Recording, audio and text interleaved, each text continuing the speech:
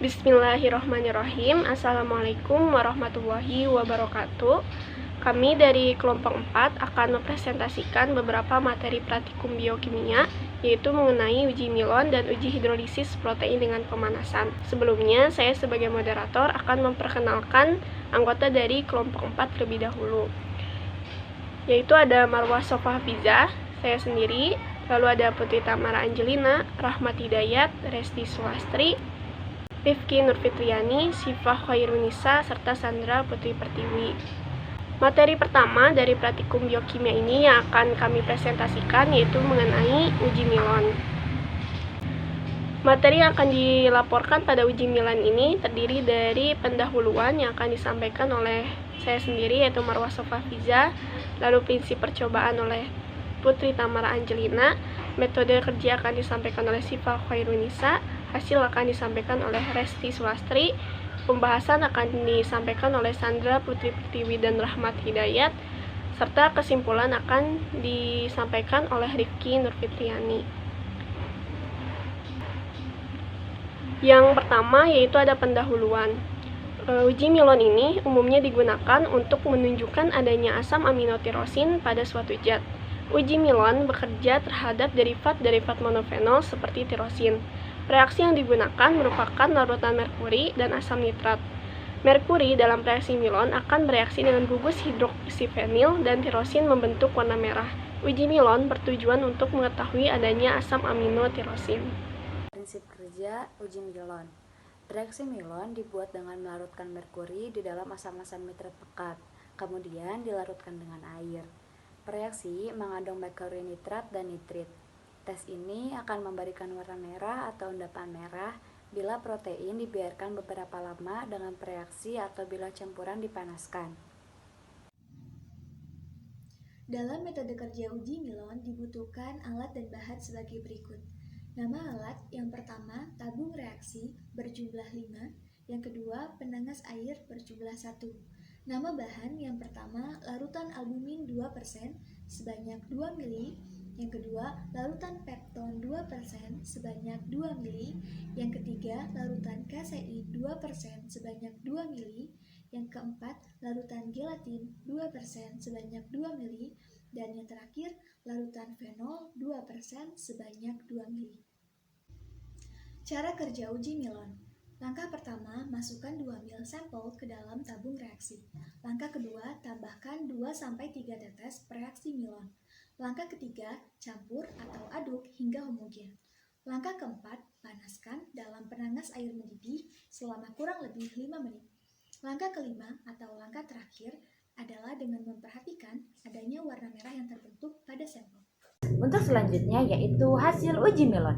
Dari 5 sampel yang digunakan yaitu ada albumin, pepton, kasein, gelatin, dan femol, ternyata hanya 1 sampel yang positif, yaitu larutan albumin. Assalamualaikum warahmatullahi wabarakatuh. Perkenalkan, nama saya Sandra Putri Pertiwi. Di sini saya akan membahas tentang pembahasan dari praktikum uji Milon.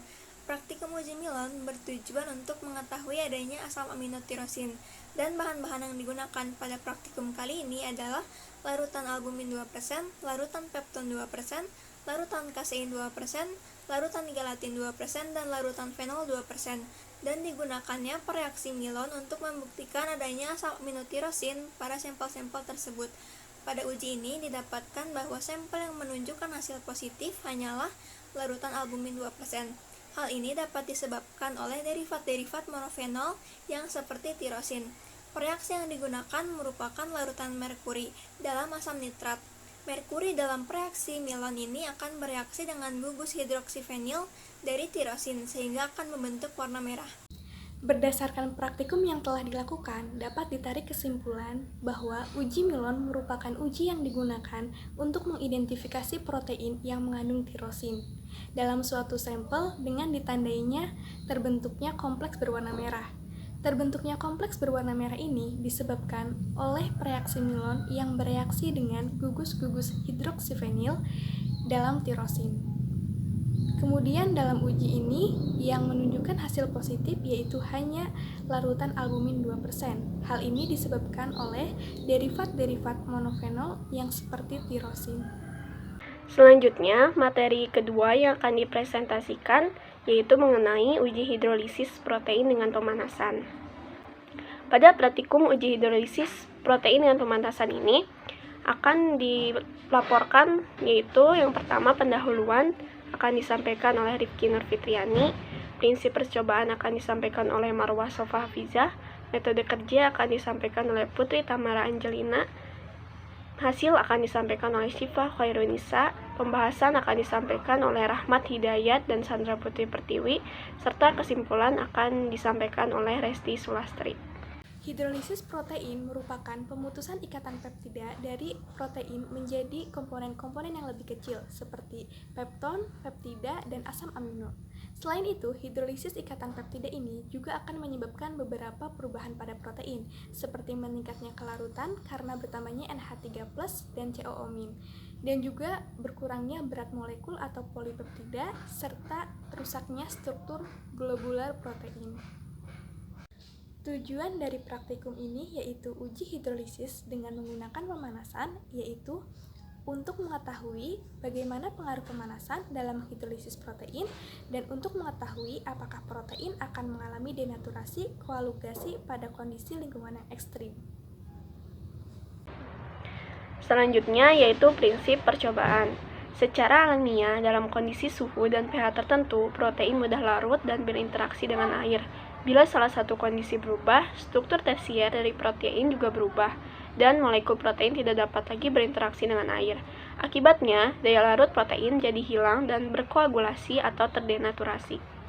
Dari uji hidrolisis yaitu yang pertama susu murni secukupnya, putih telur secukupnya, biskuit secukupnya, roti secukupnya, susu kental manis secukupnya, susu coklat secukupnya, mentega secukupnya, dan nugget secukupnya.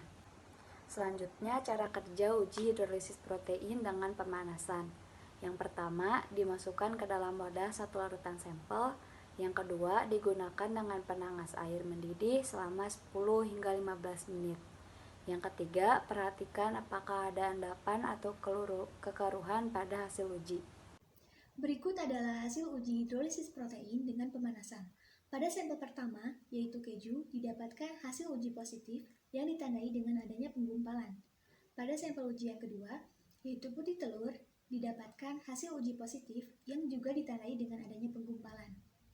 Pada sampel uji yang ketiga, yaitu susu coklat, didapatkan hasil uji positif yang juga ditandai dengan adanya penggumpalan.